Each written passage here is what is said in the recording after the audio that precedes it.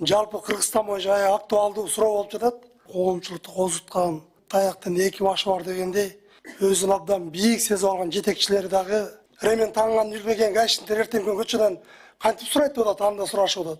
Главный управлениянын замы, первый замы ремен таңганды билбей, бүтүндөй Кыргыз элине шерменде болгон. Гайлердин биринчи экзамен алсынчы өздөрү. 199% билет бекен. Сурооңор болсо жооп берүүгө даярмын. Депутат суроо барбы? Сөз берилет депутат Жакышев Русланбек Шергазиевичке. Саламатсызбы, урматтуу кесиптештер, урматтуу Эркебек Жумабекович. Албетте бул өз кызыкчылыгы үчүн атайла коомчулукту козуткан, жалган маалыматтарды тараткан жарандар болсо бул сөз жоопкерчиликке каралып келген, мындан ары деле карала берет.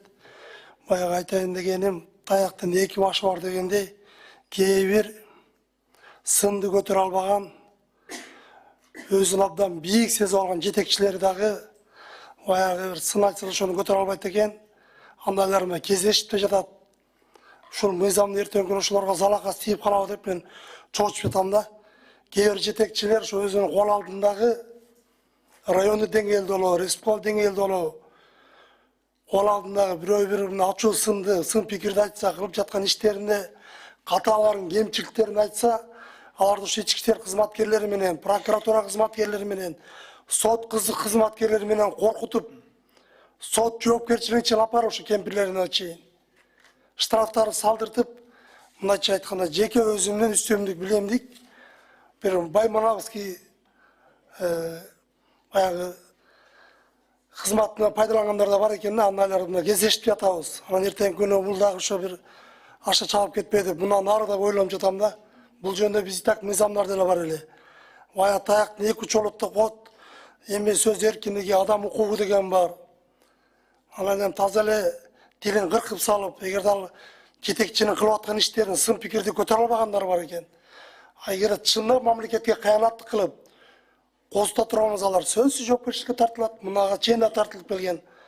Ошо өзүңүз көз карашыңыз кандай эми? Ушундайлар мына сиз деле көрүп жатасыздар да. Кездешкендер көп эле болуп жатат да. Райондук деңгээлде кээ бир акимдер ошондой болуп атат. Кээ бир жетекчилер ошондой болот. Өзүнүн кол алдындагы кызматкерлерин коркуткан учурлар деле болуп атат. Туура айтасыз. Ар бир тыюу салган эле жазага тартуучу жаңы кирип аткан мыйзам нормасы коррупциялык элементтерди пайда кылат да. Ар бир мыйзамда бул тыюу салынса или чектөө коюлуп аткан мыйзам, ар бир мыйзам ушу андай рисктерди пайда кылат дейм да. Оюм ушундай негизичи.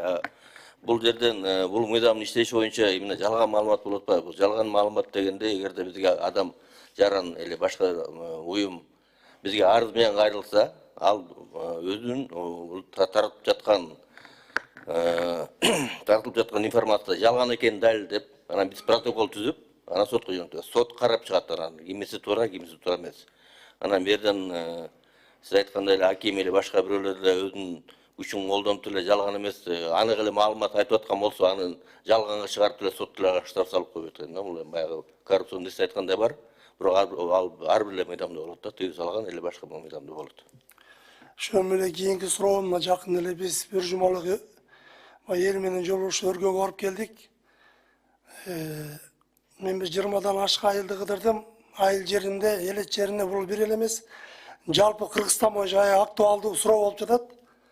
Бардыгы сурашып атат да. 1-сентябрдан баштап көчөдөгү айдоочуларды гаишниктер токтотуп, экзамен алат экен депчи. Анан эми ошо кандай алынат? Эми көчөдөн бара тура токтотуп эле эмне кылып алат? Гаишниктер өздөрү алабы? Же унаа кызматкерлери алабы? Ушул жөнүндө бизге абдан көп суроо болду. Ошол суроолорду эми массалык маалымат каражаттары найма түз көрүп жатат да. Ошол эми сурооду тагыраак маалымат берип койсоңуз, элдин баары бушайман болуп атат да. Көчөдөн бараткандар тозуп алып эле, мисалы, эми знактар мүмкүн унутуп койгондор бар экен, возрасттагыларыбыз бар дейт. Ошону биз акыркы убакыттар көп ойлонуп атабыз дейт. Ушул жөнүндө айта кетсеңиз. Бул боюнча мен айта кетсем, коррупцияга учурат бул боюнча да. Руслан Шергазиевич, сиз айтып атасыз, туура айтып атасыз, бул дагы көп эме жаратып атат, бирок азыркы убакта бул биз азыр бул суроону карап атабыз, кандай жол менен кылабыз, кандай кылабыз деп.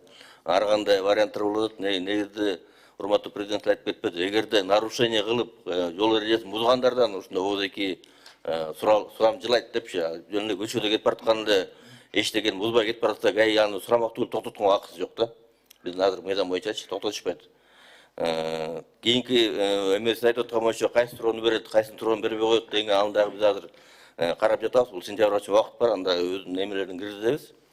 Биздин ой боюнча ар кандай варианттар келип атат. Кээде может планшет как тестирован катары сыяктуу 4 суроо, 5 суроо менен как планшет катары ал жака токтотулган водитель эмне токтотулган данные киргизип, ал жака анан ушу фамилиясын киргизсең, ошо планшет өзү суроону тандап берет.